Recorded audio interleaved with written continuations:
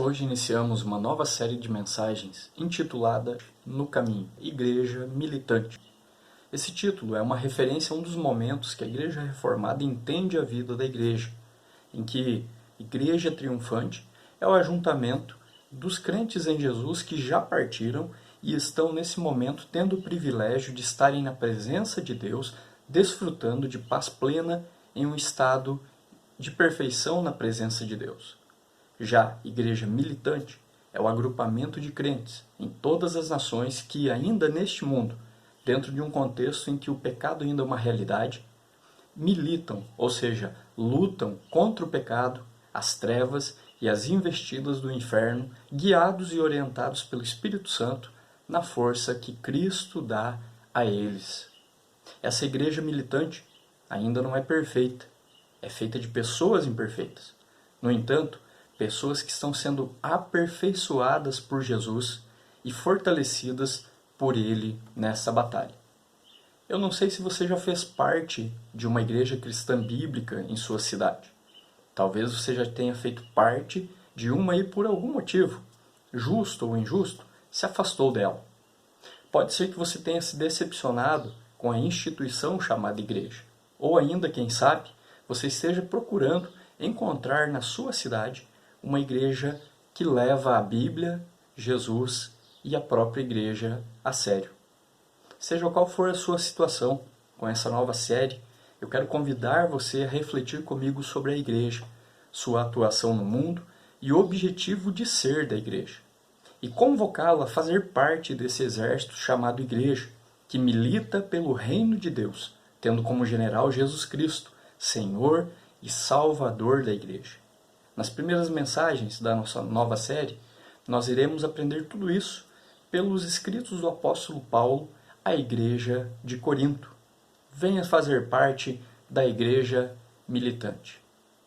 Hoje, no Brasil, há cerca de 4 milhões de pessoas que se classificam como desigrejadas. São os evangélicos nominais ou evangélicos não praticantes, ou como alguns se intitulam, desviados. Esse é um termo bem abrangente. Os desigrejados têm em comum uma frustração pelo que viram na igreja. Acredito que você conhece alguém que passou a rejeitar a igreja por decepcionar-se com alguma falha da comunidade. Como conhecer bem a igreja, então, e ainda assim passar a amá-la? Leia comigo 1 Coríntios, capítulo 1, dos versículos 1 a 8. 1 Coríntios, capítulo 1, dos versículos 1 a 8. O apóstolo Paulo escreve o seguinte: Paulo, chamado pela vontade de Deus para ser apóstolo de Jesus Cristo, e o irmão Sóstenes, a igreja de Deus que está em Corinto, aos santificados em Cristo Jesus, chamados para ser santos, com todos os que em todo lugar invocam o nome de nosso Senhor Jesus Cristo, Senhor deles e nosso. Graça a vós outros e paz da parte de Deus, nosso Pai, e do Senhor Jesus Cristo. Sempre dou graças a meu Deus a vosso respeito, a propósito da sua graça que vos foi dada em Cristo Jesus, porque em tudo fostes enriquecidos nele, em toda palavra e em todo conhecimento. Assim como o testemunho de Cristo tem sido confirmado em vós, de maneira que não vos falte nenhum dom, aguardando vós a revelação de nosso Senhor Jesus Cristo, o qual também vos confirmará até ao fim, para serdes irrepreensíveis no dia de nosso Senhor Jesus Cristo. A cidade de Corinto, ela foi destruída por Roma em 146 a.C. e foi reconstruída cerca de 100 anos depois, tornando-se uma colônia romana e capital da província de Acaia.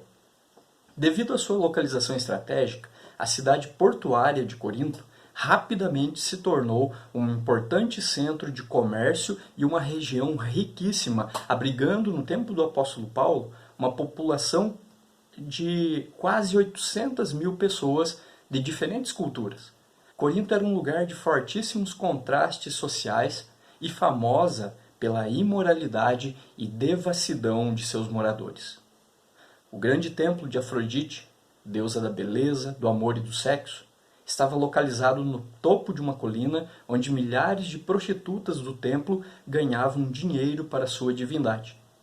Com o tempo, a cidade virou sinônimo de adultério e perversidade sexual. Não é preciso muito esforço para concluir que essa carta tem uma mensagem bem contextualizada para a nossa geração, não é mesmo? Foi nessa cidade cosmopolita que o apóstolo Paulo resolveu plantar uma igreja com a ajuda de Priscila e Áquila. E é nesse lugar que a igreja precisa amadurecer, florescer e produzir frutos de justiça. A missão não é fácil. Essa carta, portanto, oferece orientações do apóstolo Paulo a uma comunidade cristã inserida em um contexto altamente adverso e que, em determinados momentos, viu seus membros sufocados por uma cultura pagã, imoral e avessa ao evangelho.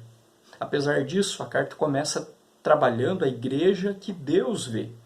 Paulo apresenta as características e identidade da igreja de Corinto na perspectiva do relacionamento dessa igreja com o Senhor Jesus Cristo. Paulo, chamado pela vontade de Deus para ser apóstolo de Jesus Cristo, e o irmão Sóstenes. A gente encontra isso no primeiro versículo. Paulo segue um estilo convencional de escrever as suas cartas e a forma habitual da antiga Grécia. Começa pelo autor, depois ele menciona o destinatário e em seguida oferece uma palavra de saudação. No entanto, à luz de toda a carta, é possível perceber que Paulo vai além da mera forma. Em certos trechos da mensagem, ele precisa defender sua autoridade apostólica, desafiada por algumas pessoas da comunidade. Ele é taxativo aqui. Deus o chamou. Ele é apóstolo pela exclusiva vontade de Deus. Ele não se auto-intitulou apóstolo. Não foi a igreja ou outro homem que o chamou para o apostolado. Deus o investiu com autoridade apostólica. Enquanto Paulo chama Sóstenes de irmão, Paulo é apóstolo. Isso evita qualquer confusão a respeito da autoridade de Paulo como porta-voz de Deus para a igreja de Corinto. No versículo 2, na parte A, a gente encontra a igreja de Deus que está em Corinto. Essa característica jamais pode ser perdida de vista. A igreja é de Deus. A palavra traduzida como igreja, eclesia, significa uma assembleia. Há várias assembleias na sociedade de Corinto, mas essa assembleia tem a distinção de ser a eclesia de Deus. Não é a igreja de Paulo, de Pedro, de Apolo ou a igreja de certo grupo majoritário em Corinto.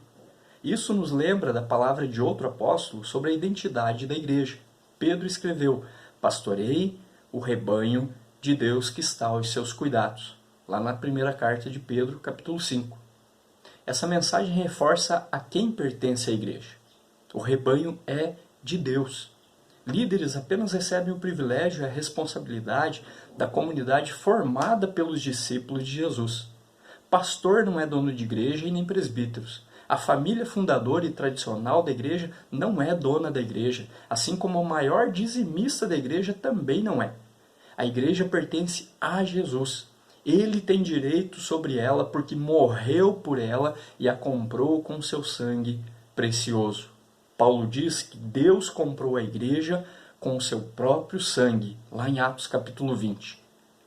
A parte B do versículo 2 diz: "Aos santificados em Cristo Jesus, chamados para ser santos, com todos os que em todo lugar invocam o nome de nosso Senhor Jesus Cristo, Senhor deles e nosso."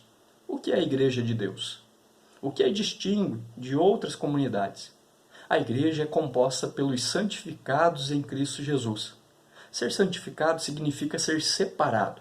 No Antigo Testamento, alguns utensílios, roupas e pessoas eram separados para estarem e serem usados no serviço exclusivo do Senhor no Templo de Jerusalém.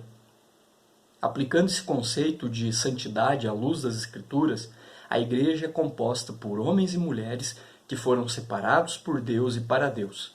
Na carta, fica evidente que os coríntios brigavam entre si, disputando poder, sentindo-se superiores, processando uns aos outros nos tribunais públicos, participando de rituais pagãos, se embriagando, entre outras coisas.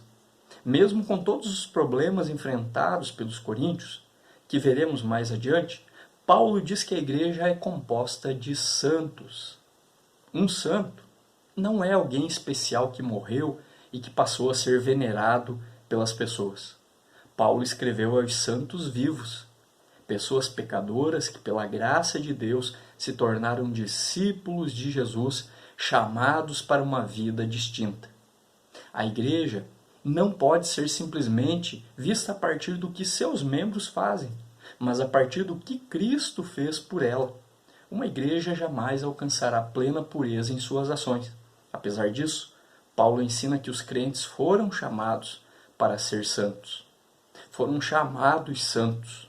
Deus nos torna santos ao nos chamar para a união com Jesus Cristo. Essa é a identidade da igreja. Somos chamados a ser santos justamente com todos os que em todo lugar invocam o nome de nosso Senhor Jesus Cristo, Senhor deles e nosso.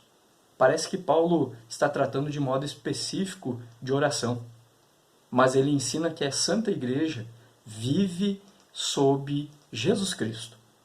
Tudo o que os cristãos fazem, a maneira como pensam, suas convicções ou ações, até as motivações deles, tudo gira em torno do nome de Jesus. Santidade tem a ver com a natureza e a condição da igreja. Deus a separa e ela vive sob o senhorio de Jesus como uma comunidade de contraste na sociedade. A vida cristã é contraste na sociedade. A vida cristã é centrada em Cristo. Devemos ser santos por causa do que ele veio realizar, não apenas por nós, mas em nós. Paulo escreveu, ele morreu por todos, para que os que vivem não vivam mais para si mesmos, mas para aquele que por eles morreu e ressuscitou. Lá na segunda carta aos Coríntios também. Em Efésios está escrito que Cristo amou a igreja e a si mesmo se entregou por ela para que a santificasse. Efésios capítulo 5. No versículo 4, nós encontramos Paulo escrevendo, sempre dou graças a meu Deus a vosso respeito, a propósito da sua graça que foi dada em Cristo Jesus. Paulo agradece a Deus que salvou a igreja pela graça que vos foi dada em Cristo Jesus, como ele escreve. A salvação em Jesus, ela exclui todo o mérito humano. Mesmo a ação de maior altruísmo jamais tornará alguém digno aos olhos de Deus. A salvação é um presente do Senhor, dado de uma vez por todas e para todo sempre. Além disso, a comunidade de Corinto foi caracterizada pela efervescência de dons espirituais, de modo que não lhes falta nenhum dom espiritual. Nós encontraremos lá no versículo 7, a parte A. O problema é que, para prestígio pessoal e autopromoção, eles começaram a usar seus dons para denegrir pessoas com dons considerados menos espetaculares. Paulo antecipa aqui o que ele vai desenvolver mais à frente, com maior firmeza. Tudo que temos e somos resulta da graça maravilhosa de Jesus. A vida cristã é enriquecida pela graça. Ele nos dá dons para que a igreja seja equipada com edificação, encorajamento e consolo, tudo para a glória de Deus e não para a nossa glória. Versículo 5, Paulo escreve, em tudo fostes enriquecidos nele, em toda palavra e em todo o conhecimento. A palavra grega para enriquecidos descreve alguém que é muitíssimo rico. Os coríntios jamais deveriam pensar em si mesmos além do que convinha. Paulo ensina que na igreja não há espaço para soberba, orgulho, altivez, autoexaltação. Eles foram enriquecidos em virtude do amor de Deus. Em tempos nos quais as pessoas estão atrás de prosperidade a qualquer custo, somos convidados a perceber o quanto já somos ricos em Cristo. A igreja não é rica por causa de sua arrecadação financeira, nem em razão do tamanho de sua estrutura ou quantidade de membros. A riqueza da igreja não é determinada pelos tesouros deste mundo, mas pelos tesouros guardados em Jesus. A igreja não é rica pelo que ela conquista, mas pelo que Deus conquistou para ela através de Jesus Cristo, seu Filho unigênito. No versículo 8, Paulo escreve, ele os manterá firmes até o fim, de modo que vocês serão irrepreensíveis no dia de nosso Senhor Jesus Cristo. Essa é uma promessa de Deus para a igreja. Ele manterá os cristãos firmes até a volta de Jesus ou até a morte deles.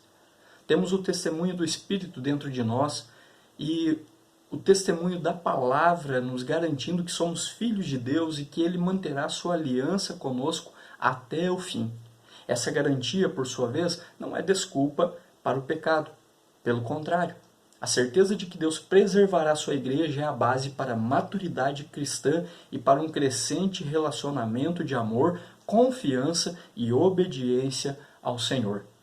Agora, à luz dessas grandes verdades, como as pessoas da igreja de Corinto se envolveram em tantos pecados, quando você lê a carta você percebe que eles continuavam ainda, muitas pessoas daquela igreja, pecando. Eles eram um povo de Deus santo, agraciado, enriquecido e sustentado pelo Senhor. Infelizmente, mesmo tendo essa identidade, a igreja pode viver como se não fosse a comunidade dos discípulos de Jesus. É preciso vigilância constante para as ações da igreja corresponderem à sua identidade e natureza. Você ama a sua igreja simplesmente pela escola dominical excelente que ela possa ter? Pelo departamento infantil cuidadoso e dedicado? Pelo trabalho com adolescentes ou por causa do atuante grupo de jovens? Tudo isso é muito importante e faz com que amemos a comunidade cristã da qual fazemos parte. Mas a pergunta é, você ama a igreja pelo que ela faz para você ou por causa do que Cristo fez por ela? Você tem participado dos cultos? Você tem participado dos estudos bíblicos? Das reuniões de oração da sua igreja? Você tem contribuído financeiramente? Tem se envolvido com sua comunidade local? Ou tem ficado estagnado em todas essas áreas e não fazendo nada, ficando de braço cruzado? Apenas achando que agora que eu sou salvo, eu preciso esperar Cristo voltar e está tudo certo? Tem empregado seus dons para o crescimento dos outros discípulos de Jesus? O seu amor pela sua igreja tem sido real, prático e abnegado? Ame a igreja de Cristo. Ame a sua igreja local. Esse é o momento de você avaliar a sua fé e a fidelidade ao Senhor. O grande primeiro mandamento é amar a Deus sobre todas as coisas. Deus criou você para o amar com exclusividade. O amor por Jesus é manifestado pela obediência. Jesus falou lá no Evangelho de João, capítulo 14, se me amais, guardareis os meus mandamentos. Se realmente amamos o Senhor com toda a nossa força, então vivamos uma vida de santidade. Você tem constantemente invocado o nome do Senhor? Jesus faz parte de suas tomadas de decisão? Ele está sempre em seus lábios e coração? Estamos ansiando por mais dele? Toda a nossa esperança repousa sobre ele? Ame a Cristo acima de todas as coisas, pois Cristo amou você em primeiro lugar. Muitas pessoas amam a igreja enquanto ela atende às suas expectativas. Mas a importância da igreja não depende da maneira como enxergamos. Seu valor está alicerçado no amor de Jesus por ela. Se ele ama a igreja do jeito que ela é, também devemos amá-la. É assim que Deus nos ama. Ele sabe quem somos, enxerga claramente nossos erros e imperfeições. No entanto, o Senhor nos ama apesar de nós. Essa realidade deve nos mover a um estilo de vida de total rendição a Jesus. Amar a Cristo, mas rejeitar a noiva dele, é um desprezo ao Salvador dela. Ora, você já imaginou ser muito amigo de alguém, mas detestar a noiva dele?